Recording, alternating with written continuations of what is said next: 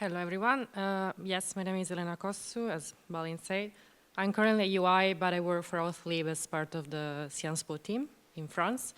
And one of the many things we tried to do at Sciences Po was basically take social media data and see if we could see liberalism in social media data, if we could understand illiberalism through social media data, and consequentially we could also measure it, track it, and so on and so on. So, however, the idea of trying to measure liberalism in social media data proved to be a much bigger problem. That is, how do we measure difficult concepts at scale, especially using large language models? As Dean correctly pointed, large language models are a lot. But we decided to use that because, of course, this is a problem that all social scientists have. If you want to look at these massive data sets, you need to use models that are able to digest them effectively. And especially for a concept like illiberalism, which is not like stated explicitly most of the time, large language models can be very useful in doing that. So basically what I will try to show today is the pipeline we try to build to solve this problem and the data set we created, the first round of the data set we created, and basically the face validity of this data, whether it makes sense or not. The way we did this, basically for the ones that are not familiar with this literature, there are two main ways to use large language models to analyze large data sets. The first one is you provide the model examples and the model learn from the examples. And the other one, you use models like GPT and you just tell these models, hey, is this illiberal? Yes, no. And they evaluate the data based on their knowledge that is usually based on everything that was on the internet or ever written, right?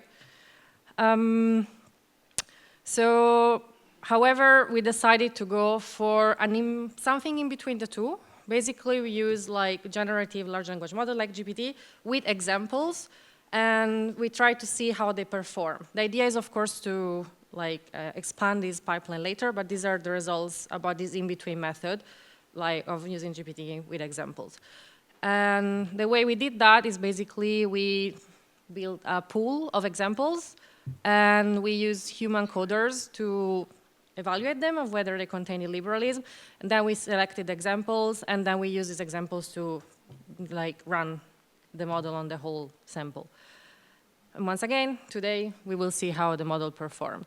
So on what we did this, basically we scraped tweets for official parties for the 7 countries of interest in AUTHLIB between 2010 and 2021.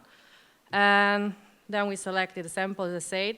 Then we asked the humans to basically say, does each of the tweets in the randomly selected sample contain these dimensions? And these were the dimensions that we used to define illiberalism. So illiberalism is a combination of partisan state, closed society, power concentration or skepticism, economic protectionism, complaint of censorship or mistreatment, and anti-immigration. And so basically we had binary columns where the models say from 0, not at all, this tweet is not at all about Euroscepticism, and 1, this is absolutely about Euroscepticism.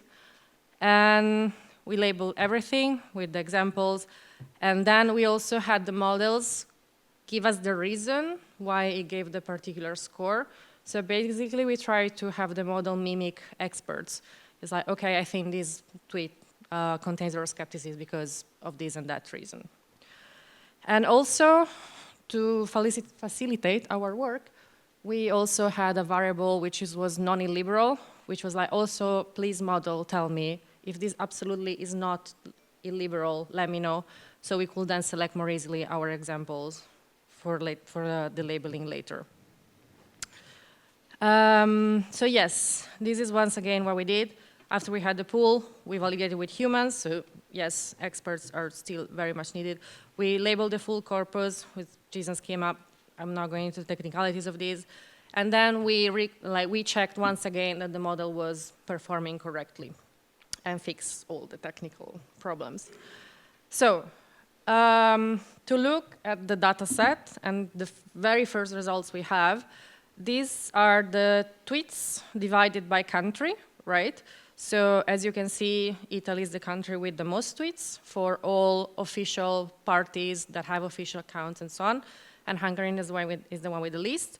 And this is the percentage of tweets that were labeled with a certain characteristics as part of the total, with a probability of more than 0.5 of being that characteristic. And as we can see, for example, Italy is the one talking the most against immigration, which is a result that is not particularly surprising. And also, France is the one, for example, that is talking more about Euroscepticism. And actually, it's the UK, sorry, as percentage of tweets. France is the one that is discussing more economic protectionism in general. And as useful as this is actually more useful if we break it down by party. So here are all the parties we looked at on the axis. And in red, you have far-right parties. And so we were happy about the results because, for example, we will see that the results that were driving the whole anti-immigration rhetoric in our model were driven by the most far-right parties, especially the Northern League in Italy, that, for the ones that do not know, they talk a lot about immigration, followed by the Front National, the UKIP. So this made sense. We were like, okay, this combination of using expert knowledge and large language models to look at this large data set for a difficult concept kind of makes sense. Similarly, if you look at Euroscepticism, we had very similar results. We were very happy to see that, for example, the UKIP from the UK, the pro-Brexit party, was the one talking the more about Euroscepticism, which made perfect sense.